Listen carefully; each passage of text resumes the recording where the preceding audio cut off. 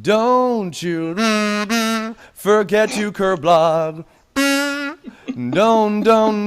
I wouldn't. I would never. I have to do this shit twice a week. Why do you think I would ever forget me? God. Anyway, hi, welcome. It's the end of August. I'm doing one more of these. I think this has been like some of the longest like in a row of like, well, not in a row, but like just the longest month of like all really long Kirblogs in a while. But I have another first-time guest with me who actually I was just saying before we started recording, I haven't talked to in a while other than just like tweeting dumb bullshit at each other for the last few years. Would you like to introduce yourself, my good sir? Yeah, hi, my name is Jonathan Griffiths. I do a webcomic called Beyond the Canopy. Excellent. And I am here right now.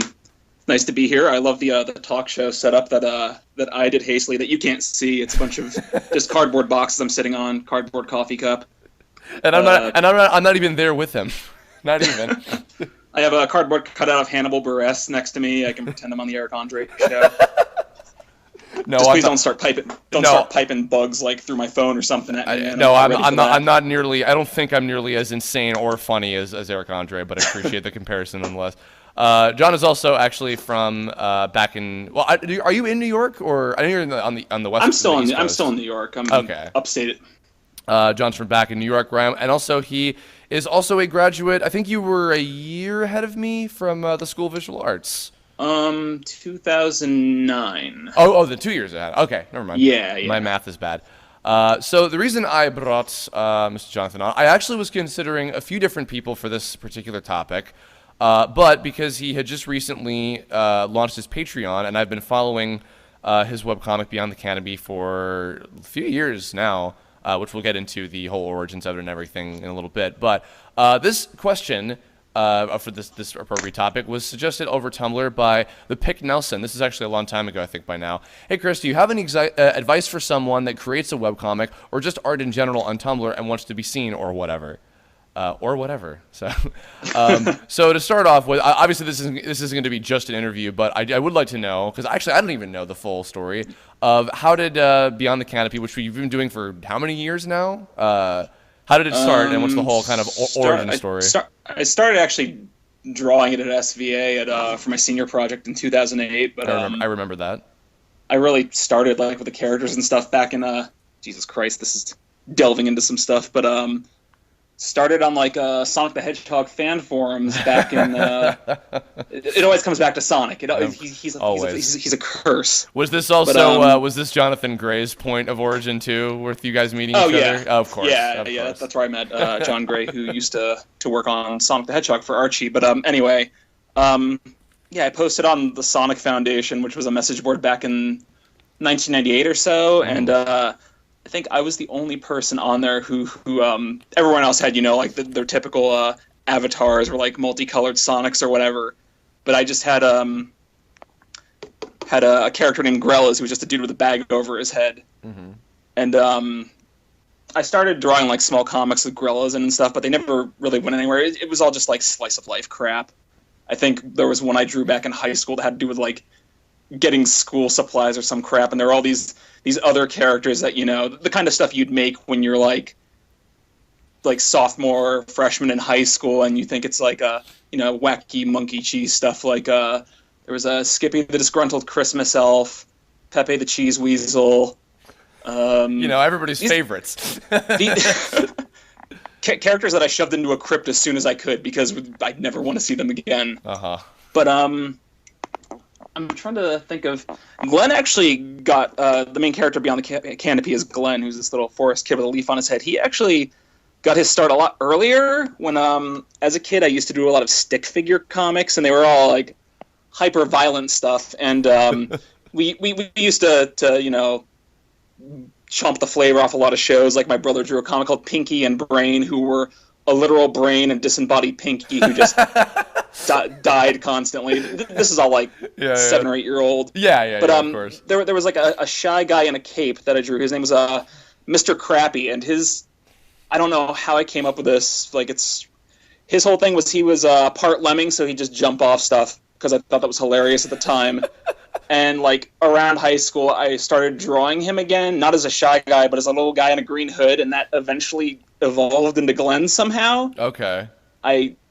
It's a weird jump going from ripping off Mario to a little tree boy. So Well, it's not that weird because I think it's fair to say that like the Nintendo, a lot of the bright colored Nintendo IP's influence on Beyond the Canopy's look and feel, I think, is pretty evident, which is cool. So I'm not super surprised by that. But oh yeah, I think a lot of us were really inspired by that stuff growing up. Obviously, like you were mentioning, our friend John Gray earlier, he obviously veered more towards Sega stuff. Whereas yeah. I didn't get a Sega until like much later, so it was mostly Nintendo growing up for me. Right. Yeah. Same with me. Yeah. So when did you start? And this will be more relevant to like the topic itself. When did you start? Obviously you had I do remember this was your thesis project as well. Which for those of you who don't know, because I've talked a lot about the animation major for SVA. I just had a little brain fart there. But for the cartooning and illustration major, which John, as well as Mike Lucas and Steve Yurko, who we've had on the show a few times, for them, year 3 as opposed to year 4 with me, where I did my thesis film, which was Balancing Act.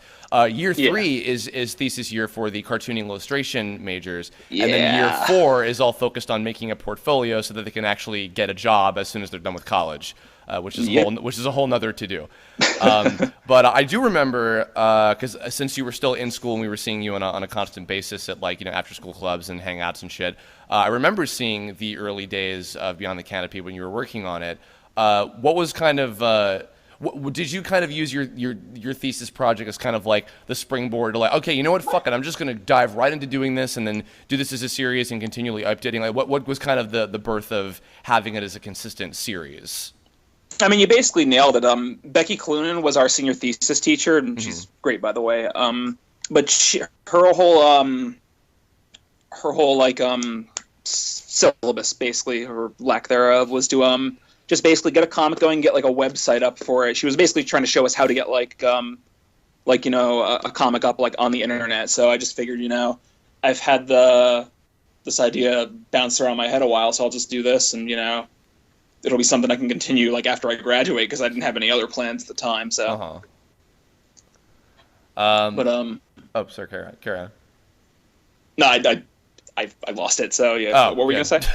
I was gonna say see, what's kind of cool now is because there are very few webcomics that I follow on a consistent basis, Beyond the Canopy being one of them. It's kind of funny to me to see how things have changed, because I think, and actually Homestar Runner did a great Strong Bad Email cartoon about this one time, about how I think a lot of people's perception of webcomics for a time, because of a lot of what the most popular ones was they were about like, how did Strong Bad describe it as like, they're about gamer geeks, gamer nerds, nerd dorks, and elves. Which, because when you have like Penny Arcade and Control Alt Delete and shit like that, and even to an extent VG Cats, although I think on that note, the reason that VG Cats and also Fanboys Online, the two of those series by the two Scotts. Scott Ramsey-Marin and Scott Crudman, I believe. Yes, Crudman. Thank you. Is it Crudman? Yes. Yeah. I think the reason that their comics actually grew on to be really popular was not necessarily because of the games that they were spoofing. Oh, not that those aren't funny too, but I think in VG Cat's case, because of the cat characters, which are his own characters, and especially in the case of Fanboys, the three friends who it's been a while since I've read Fanboys. Sorry, Scott, if you hear this, but both Scots. But either way, point is, I think that there was kind of, and also, of course, Sprite Comics, which I totally didn't do any of those back in the day. No, I didn't. Don't pay attention to the box I'm kicking to the side. Oh shit! I just gotta hide those JPEGs. A bunch of like Sigma sprites just fall out. Oh god, get in the way! Bunch of my fucking Kirbifer as a white Kirby with a Link Hat sprite. Just shit. Oh, no. Oh my god. That's everybody knows that origin story by this point. But nonetheless, I think that things have changed a lot now. Where like there's such a massive array of different types of like genres with webcomics, because I think what's really cool is, I mean, for one thing, as I'm sure you know, with animation, we do live in a time where now with the advent of like Flash and Toon Boom and stuff, people can just make stuff and put it out there. But animation takes a very, very long time to do. And comics are a much, I think this is fair for me to say, are a much easier medium to put out on a constant basis. Because, like, a lot of you guys will put out, like, a couple pages a week. Or, now especially where you have stuff like Patreon and, like, donation incentives and stuff, people can put out more pages. And a lot of people, this is their living. So it's changed. And the fact that there's so many different kinds of webcomics out there, funnier kind of gaggy stuff, and then stuff that has like a consistent plot, following throughout the course. I've been following Beyond the Canopy for years now, and now in the current point, there's some serious shit happening in the world I'm noticing. Which is kinda cool. It's about to ramp up a little bit more. Well, when you started, and I guess as you were kind of going through and you were going through these different arcs, and obviously on the side you were also publishing them in physical copies, which we'll get into later. So what was kind of your like game plan? This is kind of in a way, this is like the answer to the advice on this and everything. What was your game plan in terms of like going about just like doing pages and etc. Like keeping up a schedule and everything? What was kind of like your mindset going into it? I just basically would sit down and do the stuff. I didn't really have too much like in terms of like actual process. Like I've had like kind of a rough outline of everything down for the story since the beginning, but I kind of leave room to change things where I need to if it's not working, which can always lead to roadblocks in terms of getting stuff done. But I mostly just it's. For me, I just figure, just sit down and do this. I'm not trying to worry if it's perfect or anything. Just make sure it's consistent, I guess. Yeah, see, that's the thing, too, is like, so kind of to share in the bit about consistency, something I was worried about in the case of like when I was doing Tome in the early days is I was worried that I wasn't going to grow that much as an artist in terms of like my draftsmanship. Because of trying to make everything look consistent over the course of time. But I think that that's kind of something that all artists, and especially people who are doing like comic series, like, you look at any Shonen Jump artist, and if you look at like One Piece Volume 1 compared to, like anything from recently, not to say that it's night and day, but you can tell that Oda's art has grown a lot. Do you ever look back in like the early chapters of Beyond the Canopy, and do you ever have that like compulsive like, oh god, I should redo that or something like that, or do you just kind of leave it as it is? I try not to look at them when I can, honestly, but I mean, like, I wouldn't discourage people from going back and like correcting stuff. Like, there's a few things I want to go back and like tweak here and there, but it's nothing like I'm not gonna sit there and like pour through the pages and erase like everything that seems like a mistake to me, because that's part of growing as an artist, is you just acknowledge that some of your older stuff is going to look like crud and just move on. Yeah, like this is the stage that I was at the time that I did this, and I just kind of have to move on. Yeah. There was I can't remember what the topic was, but there was something I did. I think it might have been earlier this year. I did a topic about like planning your storytelling. And having like enough of a roadmap to go in and everything. I haven't seen this in a while, thankfully, but a trend that I did notice here and there was something where, was where people would be like, oh, and now I hate this comic, and I want to go back and redo it from the beginning, and they'll keep like rebooting it like over and over and over and over until like they're finally satisfied with it, which I can understand, because I mean that's the artist's plight of like when we're never satisfied or whatever with our work at different points. Yeah. But you've managed, in the years you've been doing it, you've managed to kind of fight off that sort of, at least as far as I know, as evidenced by it's still going. For me, if I ever have anything like that, it's usually like in that moment where I'm drawing something and it just like nothing looks right, I'll just keep erasing it. But usually I just back away and come back to it later. Right. So for me, it's more of a short-term thing than like a long-term thing looking back. Okay. So I guess when we've been through a couple different like arcs in Beyond the Canopy by this point. How many chapters actually have there been at this point? Right now it's on chapter 10, which has been going on a while because of all the. I was on hiatus for like half a year because I was doing a bunch of freelance stuff, but Yeah, it's chapter 10 right now. It should be ending soon. I'm like right at the tail end of it. Okay, yeah, it's gone for I think at least 100 pages from what I'm looking at. Yeah, this one's I think the longest chapter so far, mostly because basically this chapter's been a lot of world building stuff that I want to get set up now, so I'm not like breaking up pacing later. Right, right. Yeah, there's the I guess without spoiling too much, there's the Grand Council of important figurehead characters meeting at the moment kind of thing, which is exciting.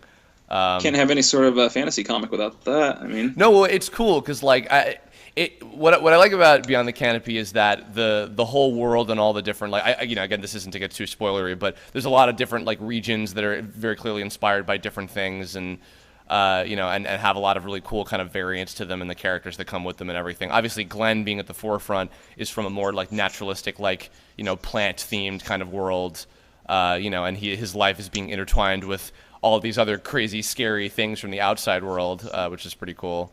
So I guess actually this is something I'm curious about for myself too, because I've had to contend with this while working on Tome.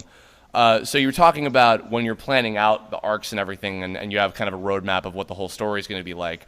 What are some of the things that you do leave open intentionally so that when you get up to doing them, it's like, oh, well, now that I've been inspired by this more recent thing, I can integrate some stuff like this into my story and try these kind of things. What are some stuff, if you have like examples maybe that have kind of changed things later on? I mean, mostly what I do is I just keep like a general idea of the beats because like I'm honestly really, really bad at organizing my thoughts. I've got I think like 3 different Word files with all these like defunct plot maps and stuff, and and there's like little bits mixed in there that I've pulled from time to time. I think the most recent example I can think of something that was like spur of the moment. This wasn't inspired by anything, but the character Dewey, the moth girl. Mm-hmm. Was actually, I think I came up with her like a day or two before the page she actually premiered on. Like, she wasn't supposed to be there at all originally, but I thought just Glenn and Professor Clockwise by themselves would be kind of dry. Mm-hmm. So I wanted to get like a bit more like comedic stuff in there. So okay, and plus I wanted to actually start introducing like the other races before I got to the council stuff. So I figured I'll draw one of the Stratosylphs in now. And it's cool because I see, like, I guess as an example of that, that's, okay, what lends itself well to the story right now? Okay, a little bit more of an interesting character dynamic in terms of who is at the forefront of the story in these pages. Yeah. So, and that's actually really cool. Like, I haven't done something like that in a very long time since, like, the old TTA series where I had a new character just like, I know he's here and he's part of the gang or whatever. But it's lent itself well because I think a lot of people like her, I've noticed. Oh, thank you. Yeah. I I've like gotten her. I remember the drawing you did. Yeah, it was fun. I think Zito drew her as well, I believe. Yeah, he did. Yeah. So as far as I guess to say to people who are thinking about starting a webcomic and maintaining it, whether it's through their own website or updating it on their Tumblr pages or whatever, what are some suggestions, some advice, some tips of the trade that you would give to anybody who wants to start? Any like pitfalls or things that they should keep in mind ahead of time before diving right into it or anything like that? Well, first, when you're etching out the blood pentagram, make sure you know which dark deity you are trying to channel. You have to be specific, because then they'll be like, okay, I'm going to make you good at dancing, not webcomicking. Shit! Yeah, or you might end up with locusts for blood. That's a whole other set of things. No, I would say, just like, don't stress too much about like getting it up there and getting it perfect, because like especially if it's your first thing, just do it and see what happens with it. I would suggest don't start off with something with a huge scope, if only because like you will run into a lot of fatigue after a while. Like I get days where I don't want to work on this thing because it's like the only thing I'm thinking about, and that's why just occasionally I'll just branch off and like draw other stuff or whatever, because it's you run into a serious problem of burning yourself out. Oh yeah. And that's the other thing. Like in keeping a consistent update schedule, like also make sure you're not like actually physically burning yourself out. Don't just like I go to the try to go to the gym at least like 3 times a week because it helps, because like staying cooped up in a room all day just working on comics staring at a screen is not good. Yeah, for sure. I mean, I mean, on a further note, I mean, I was often talking about this recently, but it's like you gotta have a life outside of your work too, so you can have things to draw off of for experiences. And also be sure to rest your wrists, because I ran into this problem, and I know a lot of friends and like colleagues that I know have.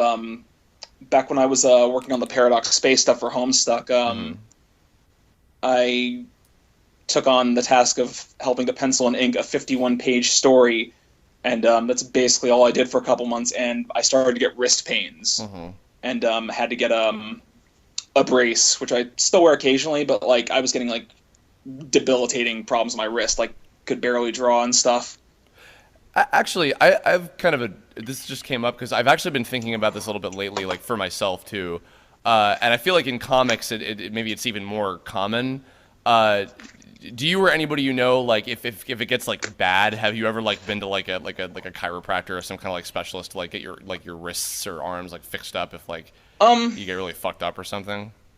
I mean, I think it's always an option. I know my friend Zach Morrison, who does Paranatural, which is also a good comic that everyone should be reading. He's been like he's having like some wrist issues too, like from time to time, and he actually, I think, a while ago linked to a set of wrist exercises you can just do by yourself that were actually helping him a lot. Okay. Like it's always good, like, you know, if you think it's getting really bad, to see a doctor, you know, just in case. Like that's what I did, and he prescribed me with one of those like braces for carpal tunnel. Right. But stretching and everything definitely does help. I was doing some of that for a while too, and you can definitely see the difference. Yeah, which I would also imagine that going to the gym thing is important about. So. Oh yeah, but also you need to watch it with that too, because I had a time where I went too hard on one of the machines and I screwed up my my non-dominant wrist for a good while. Yeesh. Oh my god. Yeah. Actually, getting back to so I didn't even think to mention that yes, John has also worked on Homestuck in various capacities. You've also done a lot of the album cover and song cover artwork on the Bandcamp page, which is awesome. Did I? Oh, I did. Yeah, didn't you? Do?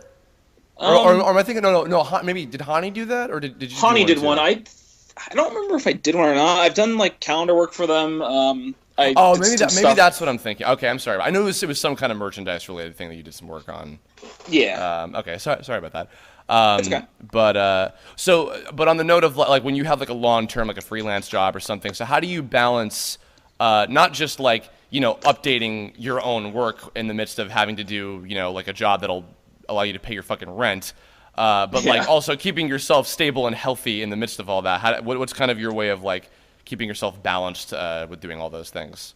Well, God, when I was doing that 51-page story I mentioned, I just kind of put everything beyond the canopy related on hold, because the deadline on that was, I only had like a couple months to to do like 51 pages. Where I was let's see, Zach actually did the pencils for like the first.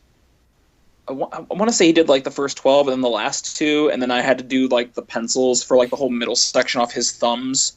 So I was doing the majority of the penciling and inking for those 50-something pages. So that was pretty intensive, and honestly, I was working myself pretty hard on those when I probably shouldn't have been. Out of curiosity, too, a little side note: was that traditional inking or was it digitally?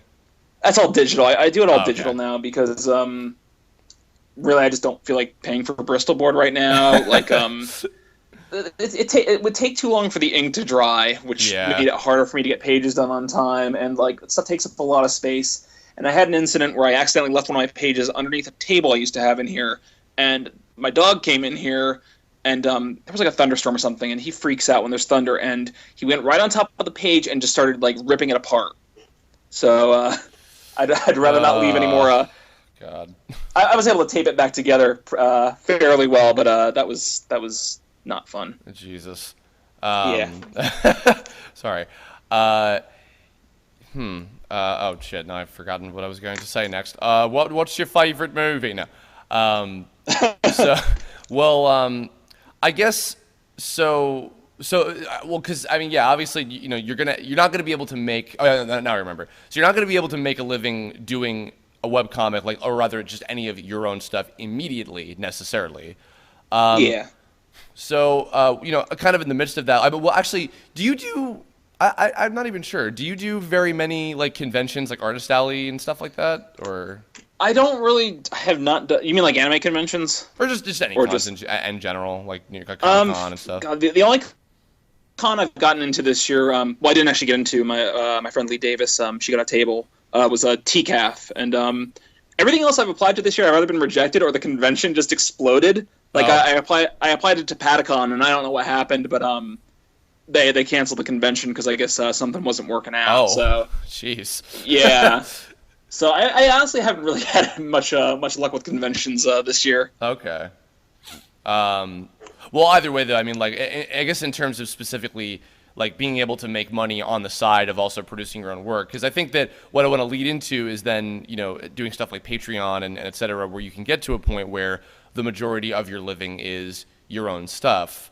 What are some suggestions you have to people who are like, because I think this also tackles the question specifically about when you're putting your art out there to places like Tumblr or like DeviantArt or whatever. What are some things that you would do for like, putting yourself out there to like do freelance or like get jobs and things and be able to make a living, in addition to growing your brand, as it were, with your own original work? God, that's something I still kind of struggle with. So I can't really think of too much in general off the top of my head. Like it's just important, like to get your stuff out there, and like a lot of it comes down to luck. Unfortunately, it's Well, actually, kind of hard. here's a question, because I know that a lot of folks from SVA have been connected with the Homestuck like group for a while. But like, how did you get working on that series? Oh, actually, I guess well, Toby Fox, who obviously Oh, of did course. Yeah, did yeah. Undertale. Yeah, I think he showed my comic to Hussey's girlfriend at the time, or she found it on her own. She was a big fan of it, and that's just kind of how I got into the folder. Okay. So it was kind of more of a happenstance thing, I guess. Okay. But it was specifically because they liked your work on Beyond the Canopy already. Yeah. Okay. Well, I mean, that's good, because then that, is proving that you can do the work in and of itself. So, okay, cool. Yeah. Do you also feel like webcomics can actually kind of even work as a portfolio for yourself, like when you're looking for other jobs and things? I mean, I think it can help if you're showing a strong sense of like perspective and anatomy in those pages, and like show that you can do dynamic panel layouts and stuff. It's definitely a help. I've honestly personally never done a portfolio review, but I'm sure I've heard they can get kind of rough. But Yeah. It's something that doesn't hurt. Sometimes you have to be torn down to build yourself back up better.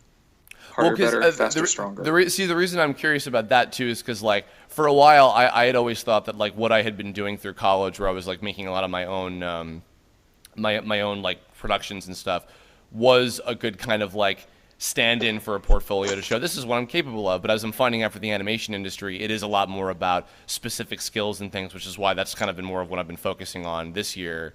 But for comics, I feel like in the case of comics, there's a lot of like not necessarily like a portfolio, but like the actual work in terms of like, hey, here is a comic that I worked on, or a comic that I made myself, or whatever. Like that in and of itself seems to be one of the biggest like proof to people that, hey, oh, this person's capable. Okay, let's hire them. Like for like people getting jobs. Because I won't lie and pretend like I know a whole lot about how the comics industry works. My knowledge is very limited to what I know from like you guys and like Mike and Steve and guys like that. But has that been something that you've noticed, or like is that stuff that's worth keeping in mind, or? I mean, trying to think.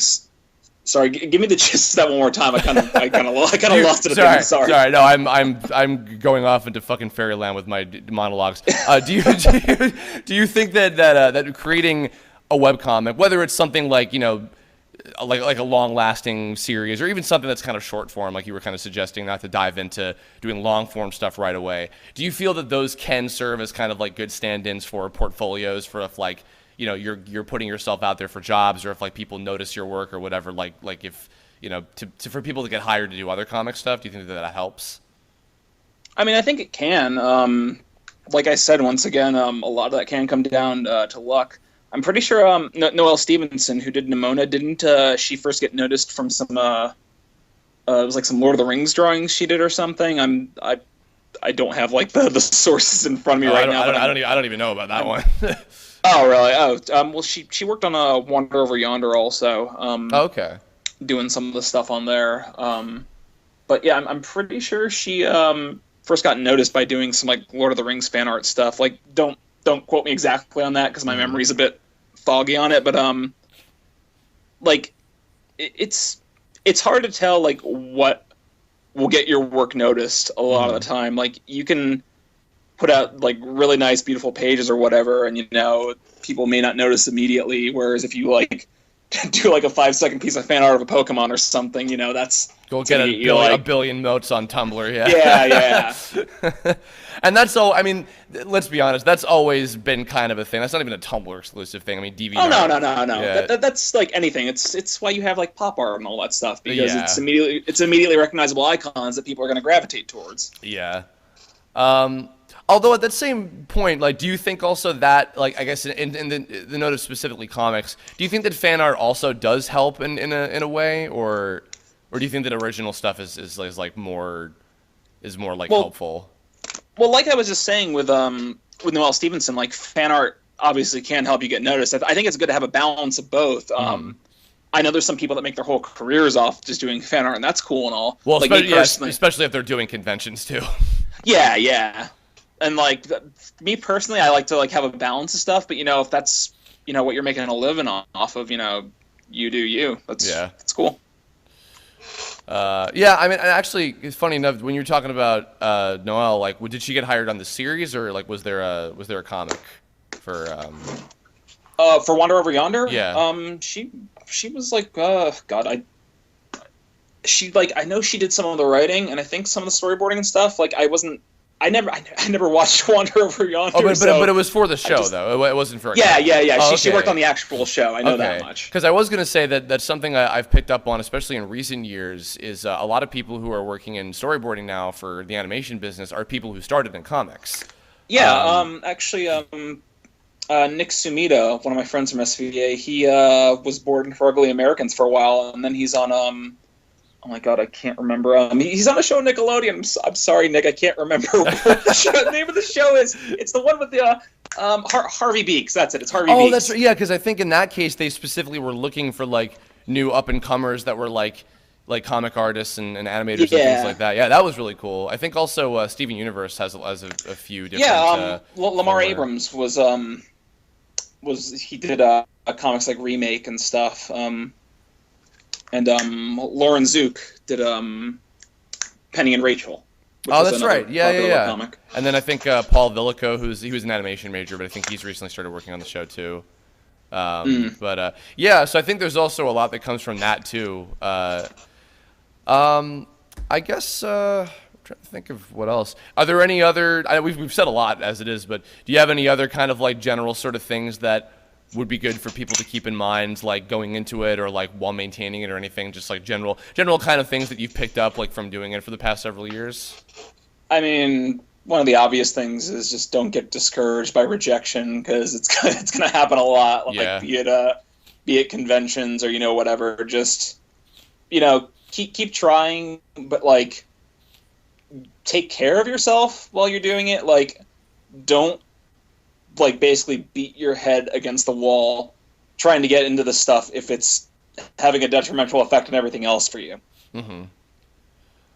So like, just I guess what I'm saying is just like keep a balance where you're trying to scale that mountain, but it's like climbing Mount Everest. Don't try to run up the damn thing in nothing but swim trunks or something. Yeah. I guess, to use a roundabout analogy that doesn't make any sense. Or do. I mean, if you're daring, sure, why not? I mean, yeah, sure. If you want to be a Steve-O or something, go for it. God. I can feel the gap in my teeth already forming from doing that. I was gonna, Brad, go back to earlier something you mentioned before, where like maybe don't jump straight into doing like a giant One Piece sized story with a billion chapters or whatever. Because obviously you had been doing a lot of shorter form stuff before you jumped into doing Beyond the Canopy. For people who have never done comics at all, would you suggest maybe like trying something short form, a little bit easier, like little one shots and things? Okay. I think it's a.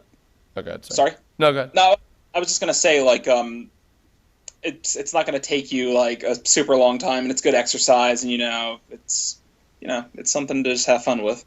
Like actually, even when you were doing, like, did you have to do like short form stuff like in the earlier years of SVA, like before obviously your thesis here? Did you have to do like 18 pages or whatever, like depending like stuff like that? Or yeah, like sophomore year, freshman year is not even worth talking about, because I don't know if you had the same experience I had freshman year, but freshman year at SVA is like cattle going into a slaughterhouse. Really? Where it's just 6-hour foundation classes. Oh yeah, well that is incredibly important though, but they are important, but they're brutal.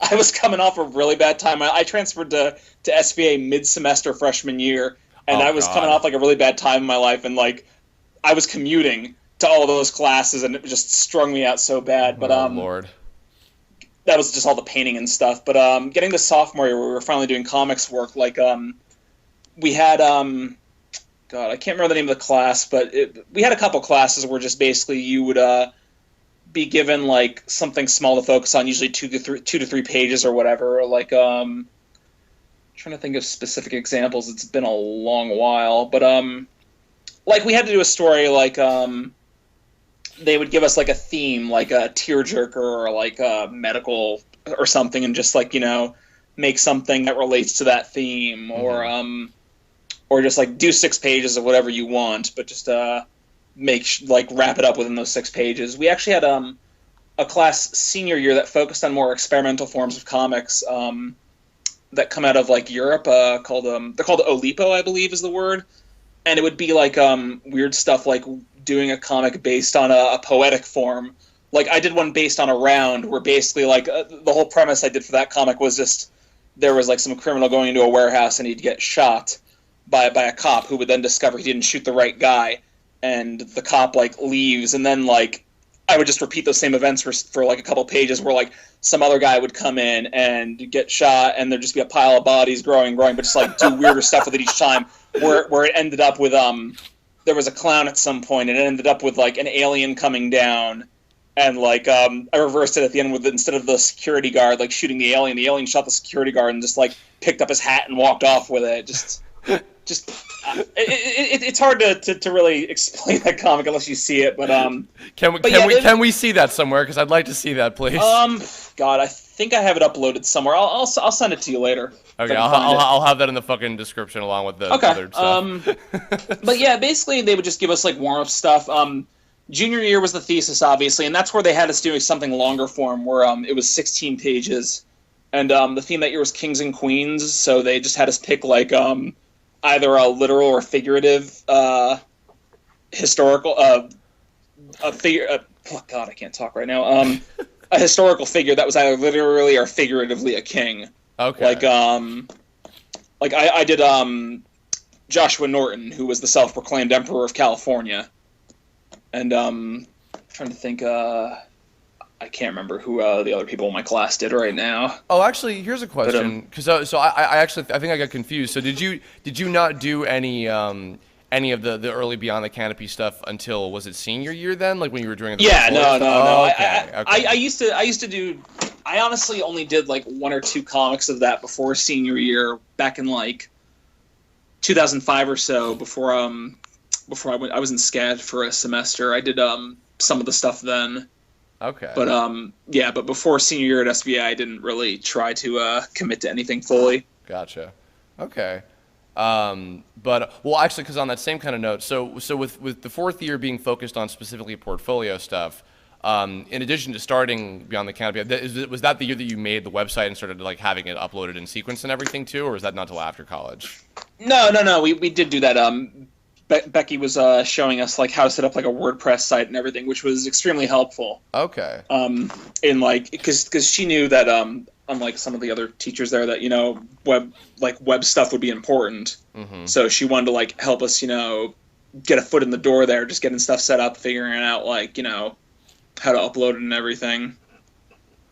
So in addition to that, did you also do other kind of like non-related Beyond the Canopy stuff, like specifically to add to your portfolio? And what kind of stuff did you do, if so? I honestly don't remember. It's been a while because Becky's class was entirely focused on that. We had other classes on the side, but honestly, I don't think that I included any stuff from those in my. No, I did. We had I had a perspective class senior year that we did like a couple big perspective exercises, and I remember putting a couple of those in my portfolio too. Okay, cool. Which also I should backpedaling for when you were asking me about advice for people. Learn perspective, please. Just learn it. Yeah.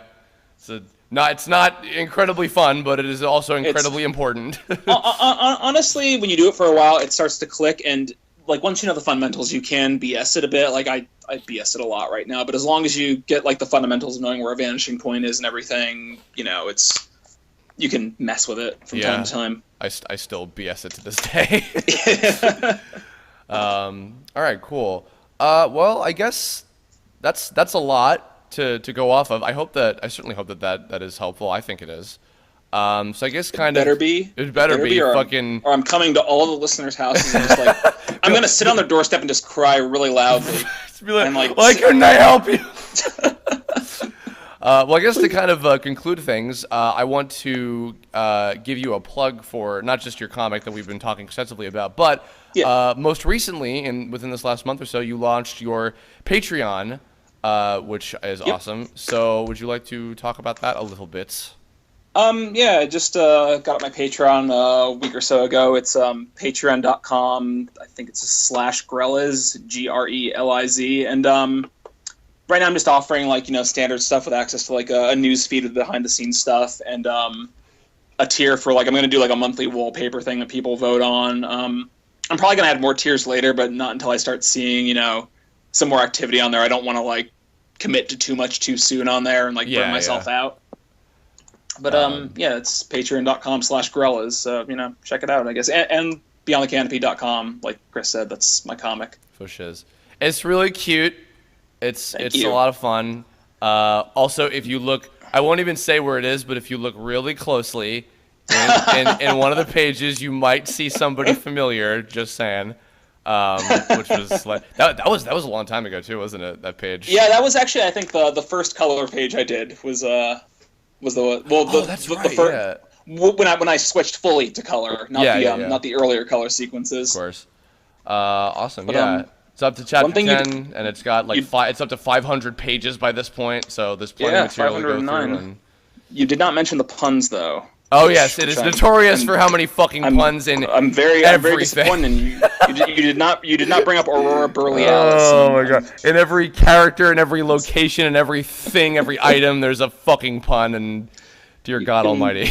Blame that on Douglas Adams and stuff. They're all clever as shit, though, so I can't even. Thank you. But awesome. Well, Jonathan, thank you for joining me. This was a lot of fun. Yeah, thanks for having me, Chris. Awesome.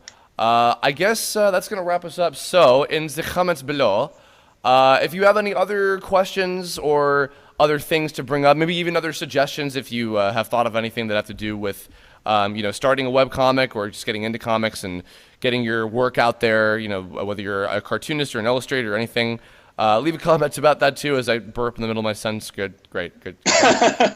Leave a comment about leave a comment about me burping in the middle of my sentences, John. Morty, you gotta learn proper etiquette. Swear to God, I'm sure nobody's tired of that yet. And if you have future Kirblog topic suggestions, perhaps comic related or otherwise, leave a comment about that too, and or hit me up on Twitter, Tumblr, Facebook, all the usual shit. That's it for me. That's it for Jonathan. Check out Beyond the Canopy, and we will catch you all later. Bye. Bye-bye. Bye-bye. Bye-bye.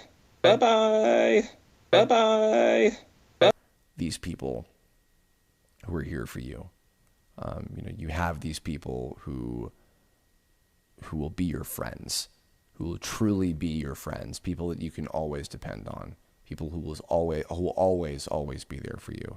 They are out there. Even if you haven't found them yet, I promise you that they are out there. I think that it's perfectly safe for me to say that. you know, even if it seems like maybe it's like, oh, nobody, you know, even if it's like really, if you're in a point where it's that desperate, like I really think just out there somewhere you'll find them. Even if you haven't yet, you will eventually. So it's about all I have to say. Yeah, thanks for listening to this one, everybody. And I guess in the comments below, I don't even know what to suggest of, like, you know, what you want to leave behind. But I guess, you know, maybe if you have anything else further to add in terms of advice to the person who asked this question, or to anybody else listening who might be still seeking, you know, any kind of input or anything. If you have anything you want to add to the question that maybe if I have time to respond to in the comments, anything like that. And, you know, or any examples you can give actually of, you know, you learning to be social and you know, opening up more and how, you know, that impacted your life, and, you know, anything like that whatsoever that you want to share your thoughts with, please go right ahead. And as always, if you have future Kirblog topic suggestions, maybe related to this or something completely different, you can leave a comment about that too, or hit me up on all the usual social media shit. But that's about it. So thank you all again. This was cool. I really enjoyed getting to do this one. These stream of consciousness Kirblogs are a lot of fun, and I hope that they're helpful. I really do hope that, you know, these provide even just the most minor bit of advice that might be helpful to you all. So, but yeah, that's gonna do it. So thanks a lot, and I'll see you all again soon. Bye bye.